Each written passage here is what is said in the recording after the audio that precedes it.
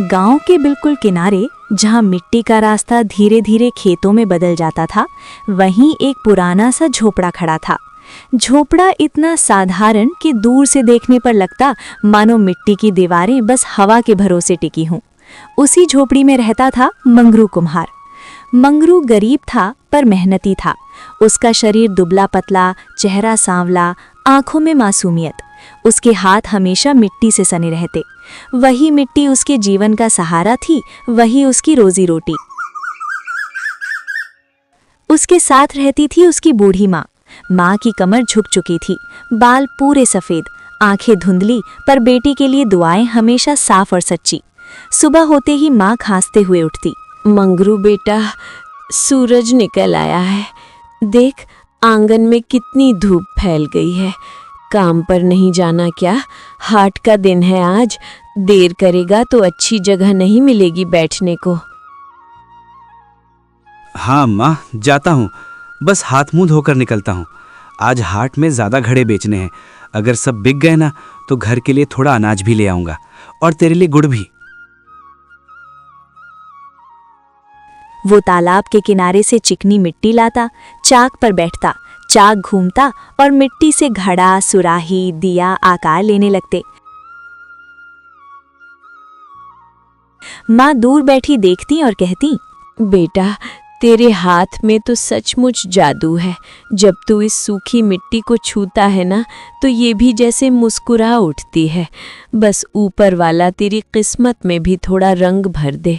तेरी मेहनत का फल तुझे ज़रूर मिले, यही दुआ करती हूँ मैं हर रोज़। अम्मा, रंग तो है हमारी जिंदगी में। देखो ना, ये मिट्टी कैसे रंग बदलती है।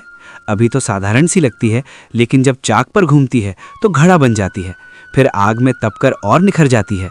शायद हमारी किस्मत भी ऐसी ही हो। अभी सादी दिखती है, पर एक दिन मेहनत की आंच में तपकर जरूर चमकेगी। पर सच्चाई ये थी कि घर में कभी भरपेट खाना नहीं बनता था। कई रातें सिर्फ नमक रोटी पर गुजरती।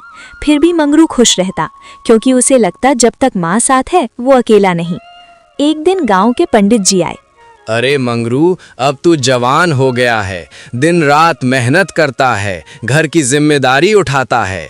अब तेरी शादी कर देनी चाहिए। घर में बहू आएगी तो रौनक बढ़ेगी, तेरी अम्मा को भी सहारा मिलेगा। सच कह रहे हो पंडित जी? क्या सचमुच अब मेरे मंगरू के घर भी शहनाई बजेगी? मैं तो बरसों से यही सपना देख रही हूँ कि आंगन में एक बहू आए, घर में हंसी गूंजे। हाँ, क्यों नहीं। पास के गांव में एक सीधी साधी लड़की है, नाम है सरस्वती। गरीब जरूर है पर बहुत संस्कारी है। घर का काम जानती है, बड़ों की इज्जत करती है। ऐसी बहू मिले तो घर स्वर्ग बन जाता है। मैंने सोचा तेरे मंगरू के लिए वही ठीक रहेगी।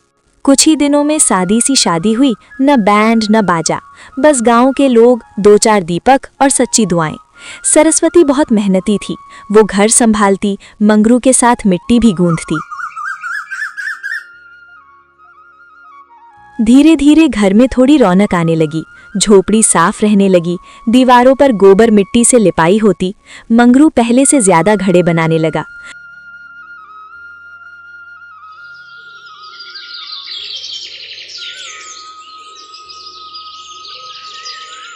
दो साल बाद एक प्यारी सी बच्ची ने जन्म लिया। उसकी आंखें बड़ी बड़ी थीं, चेहरा मासूम। मेरी बिटिया, मेरी लक्ष्मी। देखो अम्मा, कैसे नन्हे नन्हे हाथ हैं इसके। जैसे ही मुस्कुराती है ना, लगता है पूरा आंगन रोशनी से भर गया। अब तो लगता है सचमुच हमारे घर में खुशियों ने जन्म लिया है। सच कह रहा है बेटा, ये तो सच में लक्ष्मी बनकर आई है। इसकी किलकारी सुनते ही मेरा सारा दर्द भूल जाता है। लेकिन बताओ, नाम क्या रखेंगे? ऐसा नाम हो जो इसके नसीब में मिठास और उजाला भर दे। मैंने सोचा है इसका नाम पायल रखें। जब ये नन्हे नन्हे कदमों से चलेगी ना, तो घर में छन छन की आवाज़ गूंजेगी, जैसे हर कदम पर खुशियों की रुंझुन बज रही हो। हमारा छोटा सा घर भी तब महल जैसा लगेगा। सब हंस पड़े अब मंगरू और भी मेहनत करने लगा। वो चाहता था उसकी बेटी कभी भूखी न सोए। वो हाट में सुबह से शाम तक बैठता। कभी कभी लोग मोल भाव करते तो भी वो मुस्कुरा देता। ले जाओ भैया, 2 पैसे कम दे दो, पर घड़ा ले जाओ। बड़ी मेहनत से बनाया है, सुबह से धूप में बैठा हूँ। सोचा था आज कुछ ज़्यादा बिकेंगे तो घर में चूल्हा भी अच्छे से जलेगा। तुम ले जाओगे तो मुझे भी सहारा मिल जाएगा और तुम्हारे घर का काम भी आसान हो जाएगा। लेकिन किस्मत हमेशा साथ नहीं देती। एक बरसात के मौसम में सरस्वती को तेज बुखार हो गया। पहले तो लगा साधारण बुखार है, मगर दिन ब दिन हालत बिगड़ती गई। मंगरू घबरा गया। वो वैद्य के पास गया, इलाज के लिए पैसे उधार लिए। बीमारी बढ़ती गई, दवाइयां चलती रहीं, मगर सरस्वती की हालत सुधरने के बजाय बिगड़ती ही गई। उसका शरीर कमजोर पड़ चुका था। सांस लेना उसके लिए कठिन हो गया था। एक रात तेज बुखार के बाद उसकी हालत बहुत नाजुक हो गई। मंगरू उसके पास बैठा, उसका हाथ। सुनिए जी, पायल का ध्यान रखना। वो अभी बहुत छोटी है, उसे रात में डर लगता है। उसे अपनी बाहों में सुलाकर ही चैन आता है। अगर कभी वो मुझे पुकारे तो उसे प्यार से समझा देना कि उसकी अम्मा हमेशा उसके साथ है। तुम ठीक हो जाओगी सरस्वती, मैं यही हूँ, कहीं नहीं जाऊँगा। तुम बस हिम्मत रखो। देखो पायल तुम्हें ही ताक रही है, उसे अपनी अम्मा की मुस्कान चाहिए। सब ठीक होगा सरस्वती, मैं तुम्हें कुछ नहीं होने दूंगा। लेकिन उस रात सरस्वती की सांसें धीरे धीरे थम गईं। लंबी बीमारी से लड़ते लड़ते वो हार गई। झोपड़ी में सन्नाटा छा गया। मंगरू की दुनिया उसी पल उजड़ गई। अब मंगरू अकेला था, एक बूढ़ी माँ और एक छोटी सी बेटी। गांव वाले कुछ दिन सहानुभूति जताते रहे, मगर धीरे धीरे सब अपनी जिंदगी में लौट गए। मंगरू ने आंसू पोंछे। मैं टूट नहीं सकता, मुझे पायल के लिए जीना है। अगर मैं ही हिम्मत हार गया तो उस नन्ही सी जान का सहारा कौन बनेगा। मेरी हर सांस अब उसके नाम है। उसके चेहरे की मुस्कान ही मेरी ताकत है। चाहे कितनी भी मुश्किल आए, मैं खुद को संभालूंगा, उसके लिए खड़ा रहूंगा।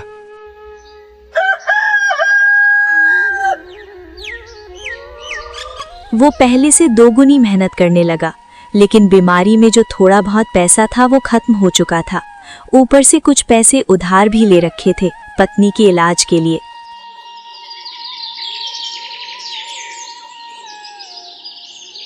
बरसात में झोपड़ी की छत टपकने लगी। एक दिन तेज आंधी आई और मिट्टी की दीवार का एक हिस्सा गिर गया। माँ घबरा गई। बेटा, ये घर कब तक टिकेगा? देख तो सही, दीवारों में दरारें पड़ती जा रही हैं, छत से भी मिट्टी झरने लगी है। बरसात आई तो पता नहीं क्या हाल होगा। मैं तो बूढ़ी हो गई हूँ, पर तुम्हें और पायल को सुरक्षित देखना चाहती हूँ। कब तक ये टूटी फूटी छत हमारा सहारा बनी रहेगी? सरस्वती की बीमारी के समय मंगरू ने गांव के साहूकार से पैसे उधार लिए थे। उस समय उसे कुछ समझ नहीं आया था, बस पत्नी को बचाना था। उसने हाथ जोड़कर कहा था, साहूकार जी, जितना चाहिए लिख लीजिए, बस मेरी सरस्वती को बचा लीजिए। मैं दिन रात मेहनत करूंगा, दोगुना काम करूंगा, पर उसकी सांसें नहीं रुकनी चाहिए। मेरे पास देने को कुछ नहीं है सिवाय अपने पसीने के।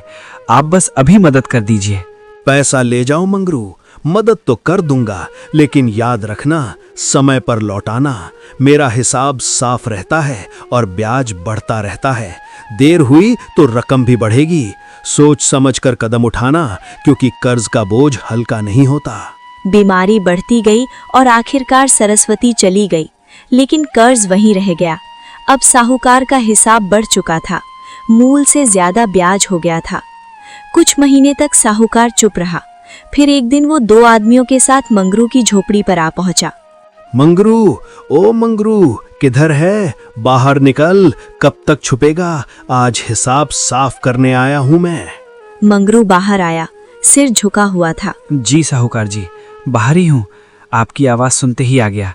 गलती हो गई जो अभी तक रकम नहीं चुका पाया। गलती?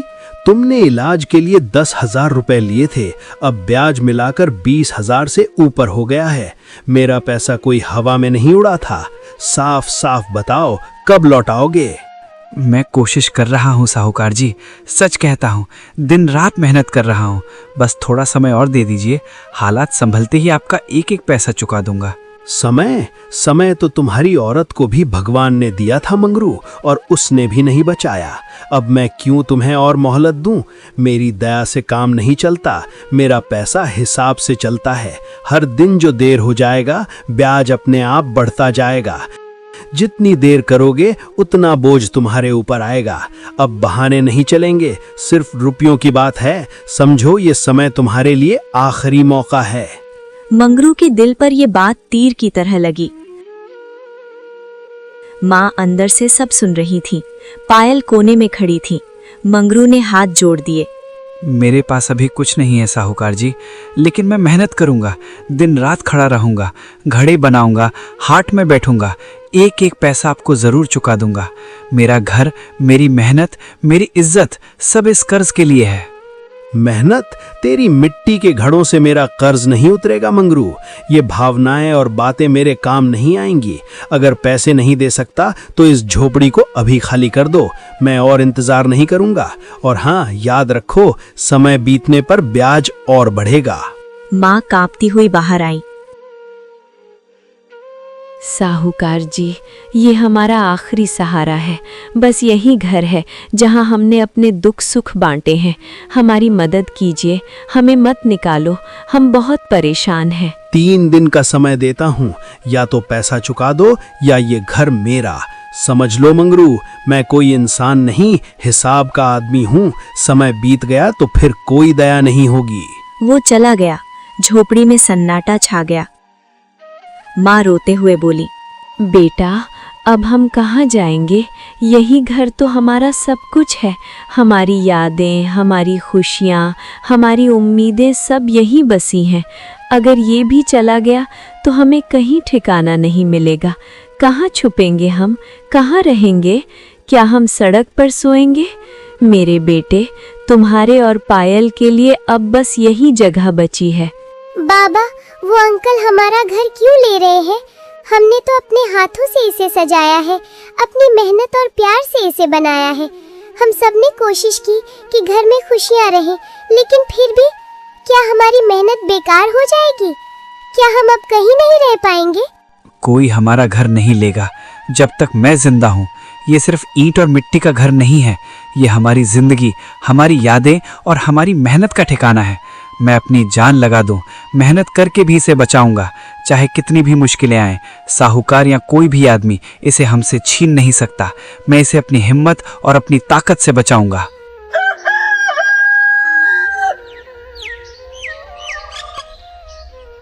तीन दिन बाद साहूकार फिर आया।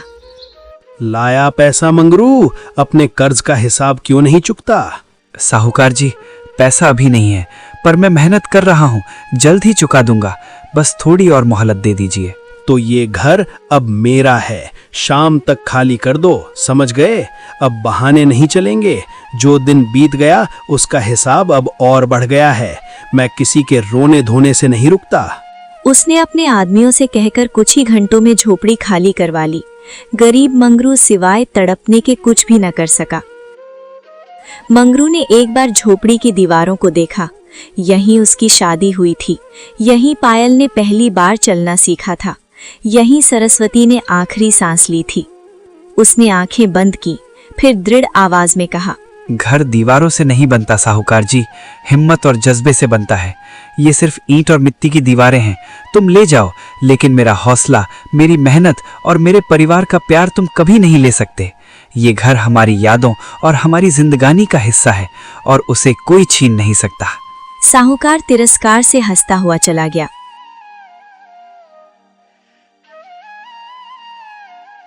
उस रात मंगरू, उसकी बूढ़ी माँ और छोटी पायल बरगद के पेड़ के नीचे बैठे थे। झोपड़ी अब साहूकार की हो चुकी थी। उनके पास बस कुछ बर्तन, एक पुरानी चादर और यादों का बोझ था। आसमान में काले बादल घिराए, हवा धीरे धीरे तेज होने लगी, पत्तियां सरसराने लगी। माँ ने घबराकर पूछा, बेटा, लगता है बारिश आने वाली है। आकाश में बादलों की मोटी परत छा गई है, हवा भी तेज चल रही है, सावधान रहना। हाँ माँ, पर हम यहीं रहेंगे। पेड़ मजबूत है, इसकी डालें और जड़ें इसे संभाले रखेंगी। अचानक तेज बिजली चमकी। कुछ ही पलों में मूसलाधार बारिश शुरू हो गई। मोटी मोटी बूंदें गिरने लगी। देखते ही देखते सब भीग गए। पायल डरकर मंगरू से लिपट गई। बाबा, आसमान से पानी गिर रहा है, हवा जोर से चल रही है, मैं अकेली हूँ, माँ मेरे साथ नहीं है। डर मत पायल, मैं हूं ना, तुम्हें कोई कुछ नहीं कर सकता। मैं तुम्हारे साथ हूं, तुम्हें अपनी बाहों में सुला दूंगा। बारिश हो या तूफान, डर की कोई जगह नहीं है। हम साथ हैं और यही हमारी ताकत है। बारिश और तेज हो गई। हवा इतनी तेज थी कि लगता था पेड़ की शाखाएं टूट जाएंगी। पानी चारों ओर से बरस रहा था। उनके पास सिर छुपाने के लिए कुछ नहीं था। पुरानी चादर भीगकर भारी हो चुकी थी। माँ कांप रही थी। हे भगवान, हम पर इतनी परीक्षा क्यों? हमारी मेहनत, हमारा प्यार, हमारी दुआएं सब देखिए, फिर भी परेशानियां कम नहीं हो रही हैं। हम थक गए हैं। पायल भी छोटी है। अब हमारी मदद कीजिए, हमें सहारा दीजिए। मंगरू का दिल टूट रहा था। उसने अपनी गीली धोती का पल्लू फाड़कर पायल के सिर पर बांधा ताकि उसके चेहरे पर कम पानी पड़े। बिजली फिर चमकी। पायल रो पड़ी। अम्मा कहाँ है? मुझे उनकी आवाज सुनाई नहीं दे रही। ये सुनकर मंगरू की आंखों से आंसू बारिश के पानी में धुल गए। बारिश थमने का नाम नहीं ले रही थी। मिट्टी की जमीन कीचड़ बन गई। उनके पैर फिसल रहे थे। बारिश की हर बूंद जैसे उसकी मजबूरी का मजाक उड़ा रही थी।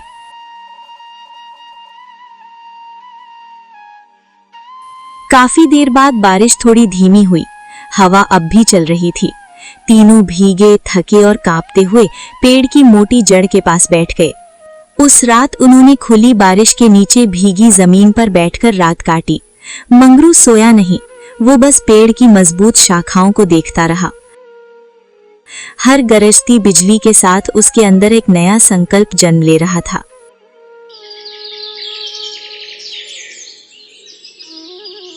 अगले दिन जब बारिश पूरी तरह थम गई तो गांव की गलियों में कीचड़ और सन्नाटा पसरा था। मंगरू की आंखों में रात भर की जाग और दिल में टूटा हुआ सहारा साफ दिखाई दे रहा था।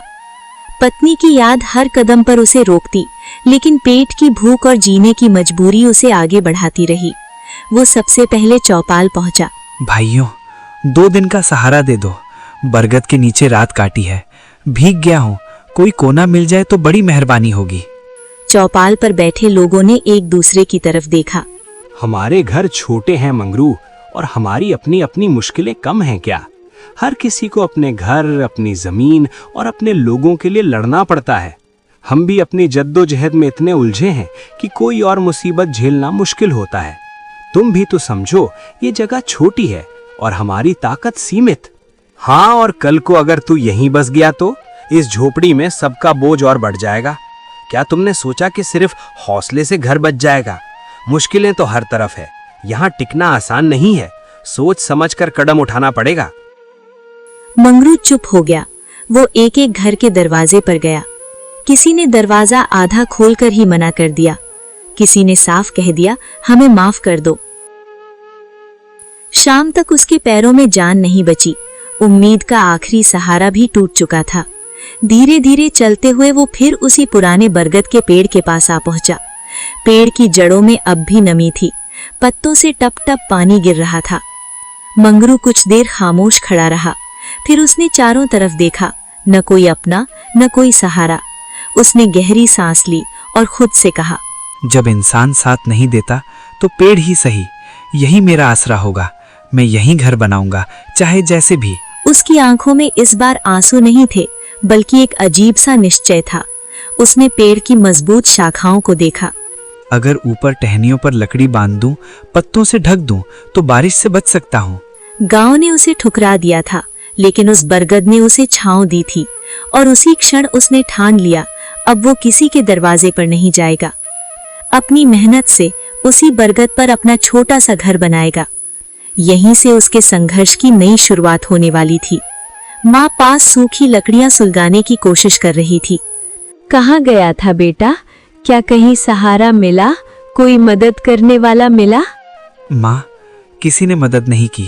हर कोई बस अपनी ही दुनिया में उलझा था। किसी ने हमारा दर्द नहीं समझा। मैं जानती थी लोग सिर्फ बातों में अपने होते हैं, असली समय पर हाथ नहीं बढ़ाते। माँ, अब मैं किसी के दरवाजे नहीं जाऊंगा। अब मैं अपनी मेहनत और हिम्मत से सब कुछ करूंगा। किसी की दया पर उम्मीद नहीं रखूंगा। तो फिर क्या करेगा बेटा? अब तुमने क्या सोच लिया है? मैं बरगद के पेड़ पर घर बनाऊंगा माँ। वहीं हम सुरक्षित रहेंगे। कोई साहूकार, कोई डर, कोई परेशानियां हमें वहां नहीं छू सकेंगी। मेरा हौसला और मेहनत हमारा घर बचाएंगे। क्या कहा तूने? पेड़ पर घर? ऐसा कैसे संभव है बेटा? ये तो सपना जैसा है। हाँ माँ, उसी पेड़ पर। उसकी शाखाएं मजबूत हैं और जड़ें इतनी गहरी कि तूफान भी हिला न पाए। ऊपर मैं एक छोटा सा आसरा बना लूंगा। पायल और आप दोनों सुरक्षित रहेंगी। बारिश से भी बचेंगे। कोई बोझ नहीं होगा। बस हम अपने दम पर रहेंगे। लोग क्या कहेंगे बेटा? पेड़ पर कोई घर बनाता है भला? लोग हंसेंगे, बातें बनाएंगे। माँ, जब लोगों ने हमें ठुकरा दिया तो उनके कहने का क्या डर? अब मैं किसी की नजर या टिप्पणी से नहीं डरूंगा। मैंने ठान लिया है, मैं पेड़ पर घर बनाकर रहूंगा और कोई हमें डरा नहीं पाएगा। माँ ने बेटे का चेहरा गौर से देखा। वही चेहरा जो कभी मासूम था, अब हालात ने उसे कठोर बना दिया था। अगर तूने ठान लिया है तो मैं तेरा साथ दूंगी। भले लोग हंसे, पर मेरा बेटा हार नहीं मानेगा। कुछ पल बाद माँ ने गहरी सांस ली। मंगरू की आंखें नम हो गईं, लेकिन इस बार वो कमजोरी के आंसू नहीं थे।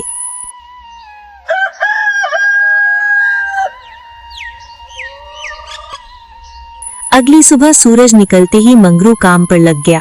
वो जंगल के किनारे गया, सूखी मजबूत टहनियां इकट्ठी की। कांटों से हाथ छिल गए, लेकिन उसने परवाह नहीं की। गांव वाले दूर खड़े उसे देख रहे थे।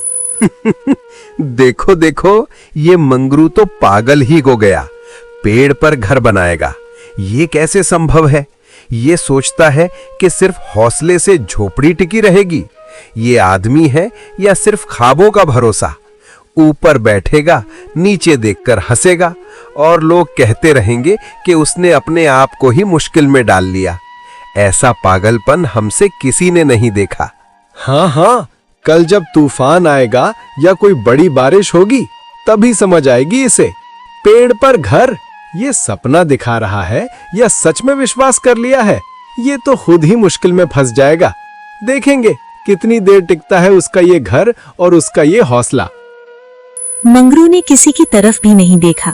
वो रस्सियों के लिए पुराने बोरे फाड़कर लंबी पट्टियां बनाने लगा। लकड़ियों को कंधे पर लादकर बरगद तक लाया। धीरे धीरे उसने दो मोटी शाखाओं के बीच लकड़ियां जमानी शुरू की। पहले एक आधार बनाया, फिर उसके ऊपर बारीक टहनियां बिछाई। हर लकड़ी बांधते समय उसकी सांस तेज हो जाती, लेकिन आंखों में अजीब सी चमक थी। दोपहर तक उसके हाथ में छाले पड़ गए। पसीना माथे से टपकता रहा। शाम तक एक छोटा सा चौकोर ढांचा तैयार हो गया था। अभी सिर्फ ढांचा था, पर मंगरू के लिए वो महल से कम नहीं था। कई हफ्तों की लगातार मेहनत के बाद आखिरकार वो दिन आ ही गया। बरगद की ऊंची शाखाओं पर अब टहनियों और मजबूत लकड़ियों से बना एक सधा हुआ ढांचा खड़ा था। ऊपर सूखी घास और पत्तों की मोटी परत बिछी थी। दीवारों को मिट्टी और गोबर से लीपा गया था। बारिश की बूंदें अब भीतर नहीं टपकती थीं। माँ, अब ये घर गिरने वाला नहीं है। मैंने शाखाएं और जड़ें इतनी मजबूत कर दी हैं कि तूफान भी इसे हिला ना पाए। ऊपर का आसरा सुरक्षित है। पायल और आप दोनों सुरक्षित रहेंगी। हमने अपनी मेहनत और हिम्मत से ये सब कर दिखाया है। अब कोई डर नहीं, कोई भय नहीं। हाय मेरे बेटे, तूने कर दिखाया बेटा। लोगों ने हंसा था, ताने मारे थे, पर तू डटा रहा। तेरी हिम्मत और जज्बा देखकर मुझे गर्व हो रहा है। सच में बेटा, तूने साबित कर दिया कि इंसान की मेहनत और विश्वास ही असली ताकत है।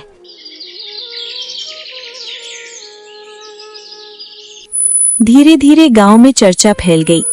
सुना क्या? मंगरू ने सच में पेड़ पर घर बना लिया है। पहले लोग हंसते थे, ताने मारते थे, कहते थे कि ये पागलपन है, पर अब देखो घर कितना मजबूत है। पिछले हफ्ते की तेज हवा में भी 1 इंच नहीं हिला। सच में हिम्मत और मेहनत का यही नाम है। अगर जज्बा और धैर्य हो तो कोई मुश्किल बड़ी नहीं होती। और मंगरू ने ये साबित कर दिया कि इंसान अपने हौसले से सब कुछ कर सकता है। कुछ बच्चे रोज शाम को उसे देखने आते, कुछ औरतें दूर से खड़े होकर कहती, हाँ गरीब जरूर है पर दिल का पक्का है। उसने अपनी मेहनत और जज्बे से सबको दिखा दिया कि दौलत से नहीं, हिम्मत और इरादों से ही काम बनता है। मंगरू ने साबित कर दिया कि इंसान अपने जज्बे और प्यार से किसी भी मुश्किल को पार कर सकता है। यही असली ताकत है। मंगरू ने किसी से शिकायत नहीं की, किसी पर गुस्सा नहीं किया, बस चुपचाप अपनी माँ के साथ उस छोटे से घर में रहने लगा। लेकिन हर कहानी में जब मेहनत की रोशनी फैलती है तो कहीं न कहीं लालच की छाया भी जन्म लेती है। गांव के साहूकार तक भी एक खबर पहुंच गई। वो अपनी हवेली के आंगन में बैठा था जब एक आदमी ने आकर कहा, साहूकार जी, वो मंगरू जिसने आपसे मदद मांगी थी, उसने अपने दम पर पेड़ पर घर बना लिया है। पहले लोग हंसते थे, ताने मारते थे, पर अब हर कोई उसकी तारीफ कर रहा है। पेड़ पर? क्या सच में? जी साहूकार जी, सच में। लोग कह रहे हैं कि मेहनती है, हिम्मती है, जिसने कभी हार नहीं मानी। उसने अपनी मेहनत और हौसले से सबको चौंका दिया। तारीफ? ये कैसे मुमकिन है? वही जिसे मैं दबा देना चाहता था, वही अब सबकी नजरों में मिसाल बन गया। जी, कहते हैं मेहनती है, हिम्मती है। साहूकार की आंखों में हल्की बेचैनी तैर गई। उसे डर था अगर गरीब लोग ये मानने लगे कि मेहनत से बिना साहूकार के भी जिया जा सकता है तो उसका डर, उसका रौब, उसकी पकड़ ढीली पड़ जाएगी। आज एक मंगरू पेड़ पर घर बना रहा है, कल 10 और खड़े हो जाएंगे। अगर लोगों ने डरना छोड़ दिया तो मेरा क्या रहेगा? इसे सबक सिखाना पड़ेगा ताकि सबको याद रहे कि मेरी औकात क्या है। तो फिर क्या करेंगे साहूकार जी? उसे रोकने का कोई तरीका नहीं दिख रहा। अभी नहीं, सही वक्त पर कार्रवाई करनी होगी। पहले उसे थोड़ा और उड़ने दो, लोग उसकी हिम्मत की तारीफ करें, फिर मैं ऐसे गिराऊंगा कि ये सबक उसे हमेशा याद रहे। समझे? हिम्मत दिखाने वालों को कभी भी चुप नहीं रहने दिया जाता। उधर बरगद की ऊंचाई पर बैठा मंगरू अपनी माँ के साथ पहली बार चैन की नींद सो रहा था। उसे क्या पता था कि उसकी मेहनत अब किसी की आंखों में चुभने लगी है। बरगद की शाखाएं हवा में हिल रही थीं, जैसे आने वाले तूफान की आहट दे रही थीं। उस रात आसमान बिल्कुल शांत था। बरगद की ऊंची शाखाओं पर बना छोटा सा घर चांदनी में चमक रहा था। मंगरू और उसकी माँ कई दिनों बाद सुकून की नींद सो रहे थे। लेकिन गांव के दूसरे छोर पर साहूकार की हवेली में दिया अभी भी जल रहा था। साहूकार ने 2 आदमियों को बुलाया। आज रात काम हो जाना चाहिए।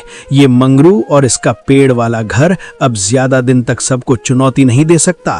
सही समय पर हर चीज अपने हिसाब से हो जाएगी और जो हिम्मत दिखा रहा है उसे समझना पड़ेगा कि साहूकार की ताकत कितनी बड़ी है।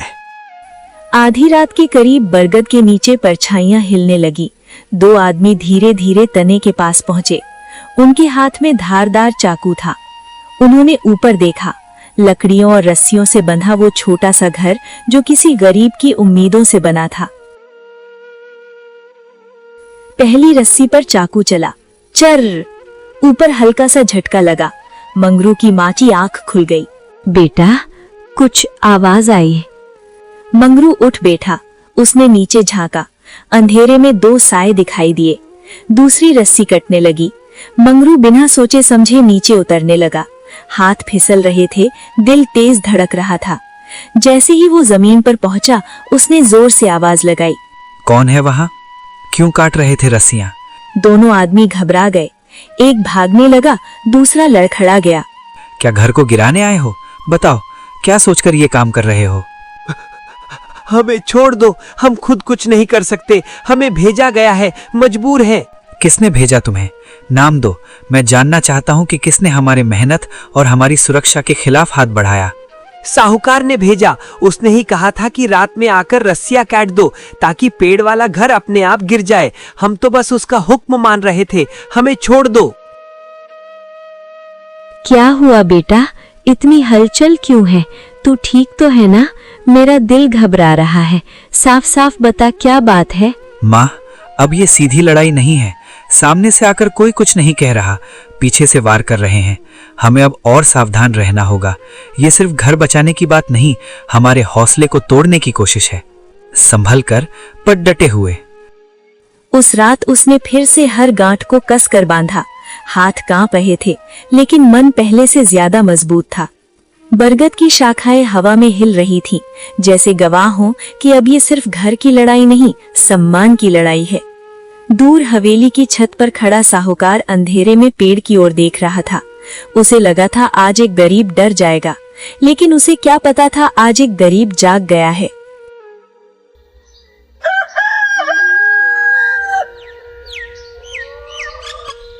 तीन दिन बाद दोपहर के समय गांव की पगडंडी पर धूल उड़ती दिखाई दी। साहूकार अपने 2 आदमियों के साथ सीधे बरगद के नीचे आकर रुका। ऊपर बने घर की तरफ देखते हुए उसने ऊंची आवाज में कहा, मंगरू, ओ मंगरू, नीचे उतर अभी के अभी। बहुत उड़ लिया तू पेड़ पर बैठकर। नीचे आ, आज तुझसे सीधी बात करनी है। छिप मत ऊपर, साहूकार से भागकर कहाँ जाएगा? सुन रहा है ना? नीचे उतर, वरना मैं खुद ऊपर चढ़ाऊंगा। मंगरू नीचे आया। माँ भी दरवाजे के पास खड़ी हो गई। साहूकार ने बिना भूमिका के एक कागज हवा में लहराया। ये जमीन मेरी है, कागज मेरे नाम पर है, समझा तू? यहाँ एक पत्ता भी हिलेगा तो मेरी मर्जी से। तूने मेरी इजाजत के बिना यहाँ घर बनाने की हिम्मत कैसे की? ये तो गांव की खाली जमीन थी साहूकार जी। बरसों से किसी ने इसे अपना नहीं कहा। जब हम बेघर हुए तब यही जगह सहारा बनी। हमने किसी का हक नहीं छीना, बस अपने सिर पर छत बनाने की कोशिश की है। खाली थी तो क्या हुआ? कागज मेरे नाम है, समझे? कानून मेरे साथ है। बिना मेरी इजाजत पेड़ पर घर बनाने की हिम्मत कैसे हुई? या तो हर महीने किराया दे, मोटा किराया, या फिर 7 दिन के अंदर इसे खाली कर दे। किराया? बेटा, हमारे पास तो 2 वक्त की रोटी के पैसे मुश्किल से जुटते हैं। हम किराया कहाँ से देंगे? हम तो बस सिर छुपाने की जगह ढूंढ रहे थे। मुझे तुम्हारी मजबूरी से कोई मतलब नहीं। 7 दिन, बस 7 दिन। उसके बाद या तो किराया मेरे हाथ में होगा या ये घर यहाँ से हट जाएगा। और अगर तुमने नहीं हटाया तो मैं खुद हटवा दूंगा, समझे? गांव वालों में सन्नाटा छा गया। कुछ लोग नजरें झुकाकर खड़े रहे, कोई आगे नहीं आया। मंगरू ने कागज की तरफ देखा। वो पढ़ नहीं सकता था, लेकिन अपमान समझ सकता था। अगर जमीन आपकी है तो पहले कभी बताया क्यों नहीं? तब जरूरत नहीं थी, अब है। मंगरू ने माँ की ओर देखा।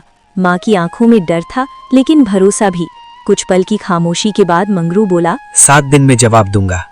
7 दिन बाद मैं खुद आऊंगा, तैयार रहना। वो चला गया। बरगद की छाया फिर भारी लगने लगी। 7 दिन पूरे होने से एक दिन पहले ही गांव में हलचल मच गई। मंगरू ने खुद सरपंच के घर जाकर कहा, मैं पंचायत के सामने सच रखना चाहता हूँ। अगले दिन बरगद के नीचे नहीं बल्कि पंचायत चौपाल में भीड़ जमा थी। बीच में सरपंच बैठे थे, एक तरफ साहूकार, दूसरी तरफ मंगरू और उसकी माँ। साहूकार आत्मविश्वास से भरा था। उसने वही कागज फिर निकाले। ये देखिए, जमीन मेरे नाम है, इसने बिना पूछे कब्जा किया है। चौपाल में कानाफूसी होने लगी। सरपंच ने कागज हाथ में लिए ध्यान से देखने लगे। फिर उन्होंने गांव के पुराने लेखपाल को बुलाया। लेखपाल ने कागज पलटा, मुहरें देखी, तारीख देखी। कुछ देर बाद उसने धीरे से कहा, सरपंच जी, इन कागजों की मुहर नकली है। भीड़ में हलचल। साहूकार के चेहरे का रंग बदल गया। लेखपाल आगे बोला, और ये जमीन पंचायत की सामूहिक जमीन है, किसी एक के नाम नहीं। सरपंच की आवाज कठोर हो गई। साहूकार जी, क्या आप गरीब को डराने के लिए नकली कागज बनवा कर लाए थे? मंगरू चुप खड़ा था। उसकी माँ की आंखों से आंसू बह रहे थे। सरपंच ने फैसला सुनाया। पहला, बरगद की जमीन पंचायत की है। मंगरू ने कोई गैर कानूनी काम नहीं किया। दूसरा, नकली कागज बनवाना अपराध है, साहूकार को चेतावनी दी जाती है। तीसरा, मंगरू के परिवार पर जो पुराना कर्ज है उसे लौटाने के लिए पंचायत 1 साल का समय देती है। इस दौरान कोई दबाव नहीं डाला जाएगा। भीड़ में तालियों जैसी आवाज गूंज उठी। मंगरू ने पहली बार सिर ऊंचा करके साहूकार की ओर देखा। उसकी आंखों में घमंड नहीं था, बस सम्मान था। साहूकार बिना कुछ कहे उठकर चला गया। बरगद की शाखाओं पर हवा चल रही थी। आज वो पेड़ सिर्फ आश्रय नहीं था, न्याय का प्रतीक बन गया था। बेटा, सच देर से सही जीतता जरूर है। अब मैं ये घर सिर्फ अपने लिए नहीं, हर उस इंसान के लिए मजबूत बनाऊंगा जिसे कभी डराया गया हो। पंचायत के फैसले के बाद जैसे हवा ही बदल गई। जो लोग पहले दूर खड़े देखते थे अब पास आकर कहते, मंगरू तुम्हारा पेड़ वाला घर तो अनोखा है। धीरे धीरे उसकी चर्चा सिर्फ गांव तक सीमित नहीं रही, पास के कस्बे में बात पहुंची, फिर शहर तक। शहर में लोग ऐसे घरों को ट्री हाउस कहते थे, पेड़ों पर बने खूबसूरत घर जहां लोग सुकून ढूंढने आते हैं। एक दिन 2 शहर के युवक मोटरसाइकिल से आए, ऊपर बने घर को देखकर बोले, यही है वो जगह, कमाल है, पेड़ पर बना हुआ घर, इतना सुंदर और मजबूत। क्या हम एक रात यहाँ रुक सकते हैं? बस एक रात का अनुभव लेना चाहते हैं। रुकना? यहाँ पेड़ पर? अब सच में ठहरना चाहते हैं? हाँ क्यों नहीं, हम पैसे देंगे। हमें शहर में ऐसा कुछ देखने को नहीं मिलता। आपकी मेहनत की बहुत चर्चा सुनी है, सोचा खुद आकर देखें, और अगर आप इजाजत दें तो एक रात यहाँ रहकर इस जगह का मजा लें। मंगरू ने माँ की तरफ देखा। माँ की उम्मीद थी। उस दिन पहली बार उसके घर में मेहमान ठहरे। रात को हवा में झूलता बरगद, ऊपर खुला आसमान, पत्तों की सरसराहट, शहर वालों को वो सुकून मिला जो उन्हें पक्के मकानों में नहीं मिलता था। अगले हफ्ते फिर लोग आए, फिर और लोग। किसी ने शहर में जाकर बताया, एक गांव में असली ट्री हाउस है। धीरे धीरे वो जगह मशहूर होने लगी। मंगरू ने घर को और मजबूत बनाया, बांस की सीढ़ी लगाई, अंदर छोटी सी खिड़की बनाई। जो लोग ठहरते कहते, यहाँ तो मन शांत हो जाता है। हर महीने थोड़े थोड़े पैसे जमा होने लगे। मंगरू ने सबसे पहले क्या किया, वो सीधे साहूकार के घर गया। दरवाजे पर खड़े होकर बोला, ये आपके कर्ज के पैसे हैं, पूरा हिसाब एक एक पाई जोड़ कर लाया हूँ। जितना लिया था उतना ही नहीं, ब्याज समेत सब चुका दिया है। अब से हमारे बीच कोई उधार नहीं रहा। साहूकार जी, आज से हम आपके कर्ज से आजाद हैं। साहूकार ने चुपचाप पैसे लिए। आज उसकी आवाज में वो पुराना रौब नहीं था। मंगरू मुड़ा तो उसके कदम हल्के थे। आज वो किसी का कर्जदार नहीं था। समय बीतता गया। बरगद का घर अब सिर्फ आश्रय नहीं, एक पहचान बन चुका था। मंगरू ने पास में 2 और छोटे ट्री हाउस बना दिए। गांव के 2 लड़कों को काम दे दिया। माँ अब मुस्कुराते हुए कहती, देखा बेटा, जिस पेड़ को लोग पागलपन कहते थे, जिस पर घर बनाने की बात सुनकर सब हंसते थे, उसी ने हमारी जिंदगी बदल दी। वही हमारा सहारा बना, वही हमारी इज्जत लौटाने का कारण बना। लोग ताने मारते रहे, पर उसी पेड़ ने हमें सिर उठाकर जीना सिखा दिया। मंगरू शाम को ऊपर बैठकर सूरज ढलते देखता। वही बरगद, वही हवा, लेकिन जिंदगी बदल चुकी थी। अब उसमें डर नहीं था, सिर्फ मेहनत पर विश्वास था। उसने मन ही मन कहा, जिसे लोग मजाक समझें, अगर उस पर यकीन हो तो वही एक दिन पहचान बन जाता है।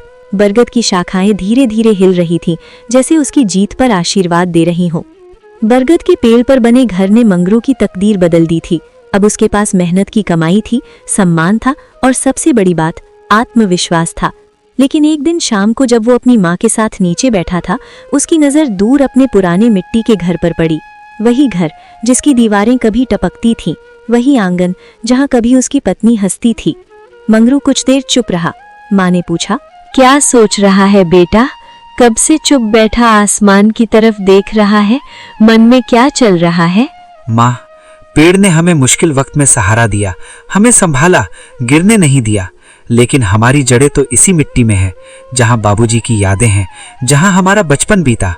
अब वक्त आ गया है कि हम अपना पुराना घर फिर से खड़ा करें। हाँ बेटा, सही कह रहा है तू। घर चाहे छोटा हो, टेढ़ा मेढ़ा ही क्यों ना हो, पर अपना होना चाहिए। अपनी मिट्टी की खुशबू ही सबसे बड़ी दौलत होती है। अगले ही दिन से काम शुरू हो गया। धीरे धीरे कच्ची दीवारों की जगह मजबूत दीवारें खड़ी हो गईं। छत पर टीन नहीं, इस बार पक्की ढलाई हुई। मंगरू अब अपनी माँ और अपनी छोटी बेटी के साथ वहीं रहने लगा। हाँ, उसकी बेटी। पत्नी के जाने के बाद वही तो उसकी सबसे बड़ी जिम्मेदारी थी। अब बेटी के हाथ में किताबें थी, वो पास के स्कूल जाने लगी थी। एक दोपहर जब मंगरू आंगन में चारपाई पर बैठा था, दरवाजे पर दस्तक हुई। माँ ने दरवाजा खोला। सामने साहूकार खड़ा था। न चेहरे पर वही अकड़, न आवाज में वही कठोरता। वो धीरे धीरे अंदर आया, चारों तरफ देखा। नया घर, साफ आंगन, पढ़ती हुई बच्ची। कुछ पल खामोशी रही, फिर उसने कहा, मंगरू, मैं तुमसे मिलने आया हूँ। बैठिए।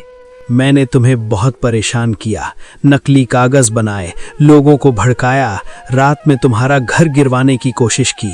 मुझे डर था कि अगर तुम सफल हो गए तो लोग मुझसे डरना छोड़ देंगे। डर से कोई बड़ा नहीं बनता। आज देख रहा हूँ, जिसे मैं गिराना चाहता था वो मुझसे ऊंचा खड़ा है और मैं अपने ही घमंड में छोटा हो गया। अगर हो सके तो मुझे माफ कर दो, मैं अपनी गलती मानता हूँ। आंगन में हल्की हवा चली, तुलसी के पत्ते हिले। मंगरू कुछ पल सोचता रहा, फिर बोला, मैंने उस रात ही तय कर लिया था कि मैं नफरत नहीं पालूंगा। आपने जो किया उसने मुझे मजबूत बना दिया। अगर आप सच में बदलना चाहते हैं तो गांव वालों से सम्मान से पेश आइए। वो उठकर जाने लगा। दरवाजे से बाहर निकलते वक्त उसने आखिरी बार मुड़कर देखा। आंगन में खेलती बच्ची, दीपक जलाती माँ और आत्मसम्मान से खड़ा मंगरू। उसकी आंखों में पहली बार ईर्ष्या नहीं, सम्मान था। शाम को मंगरू अपनी बेटी के साथ बरगद के पेड़ तक गया। ऊपर ट्री हाउस हवा में झूल रहा था। एक गरीब लड़का जिसने पेड़ पर घर बनाया था, अब अपने पक्के घर में इज्जत से रह रहा था और उसके दिल में कोई बदला नहीं, सिर्फ संतोष था। बरगद की शाखाएं हवा में हिल रही थीं, जैसे कह रही हूं, जिसने जड़ें नहीं छोड़ी उसे ऊंचाई से कभी डर नहीं लगा। ये कहानी सिखाती है कि सच्ची मेहनत और अडिग विश्वास किसी भी विपरीत परिस्थिति को बदल सकते हैं। घमंड और लालच क्षणिक होते हैं, लेकिन धैर्य, ईमानदारी और साहस अंततः इंसान को सम्मान और स्थायी सुख दिलाते हैं। आप मंगरू के लिए क्या कहना चाहेंगे? क्या गरीब को भी आगे बढ़ने का सामान्य मौका मिलना चाहिए? अगर कहानी पसंद आई तो अपनी राय जरूर शेयर करें।